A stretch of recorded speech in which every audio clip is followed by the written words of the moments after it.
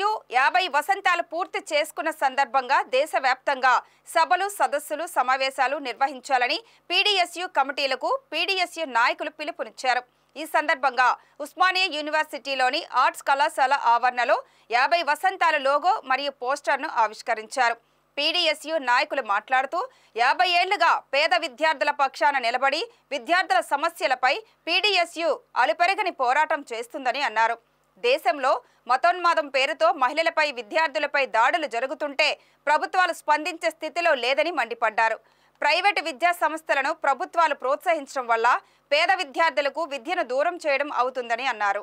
2023 పిలుపులో భాగంగా 2023 నుండి 2024 అక్టోబర్ 31 వరకు పీడీఎస్యు 50 సంవత్సరాల వసంతాలు నిర్వహించడాన్ని జాతీయ ఆర్గనైజింగ్ కమిటీ పిలుపులో భాగంగా దేశవ్యాప్తంగా సభలు సదస్సులు సమావేశాలు నిర్వహించాలని చెప్పేసి పీడీఎస్యు వర్గాలకి పీడీఎస్యు ప్రతినిధులకి పీడీఎస్యు కార్యవర్గాలకి పీడీఎస్యు రాష్ట్ర కమిటీ నుండి జాతీయ కమిటీ నుండి తెలియజేస్తున్నాము। ఇవాళ ప్రధానంగా దేశంలో మతోన్మాదం పేరుతోనే లేదు ఇంకొక పేరుతోని ఎక్కడ పడితే అక్కడ మహిళలపైన విద్యార్థులపైన దాడులు జరుగుతూ ఉంటే ఇలా ప్రభుత్వాలు స్పందించే పరిస్థితిలో లేవు। ఇవాళ ప్రైవేట్ ఇన్స్టిట్యూట్లను తీసుకొస్తా ఉంటే కూడా కనీసం ప్రైవేట్ ఇన్స్టిట్యూట్లను తీసుకొచ్చి పేద వర్గాలకు విద్యను అందరినీ ద్రాక్షలాగా చేసే స్థితి ఇవాళ ఈ దేశంలో ఉంది। ఇట్లాంటి పరిస్థితుల్లో పీడీఎస్యు పోరాడుతూ పేద వర్గాల పక్షాన నిలబడుతూ పోరాడుతూ ఉన్నది।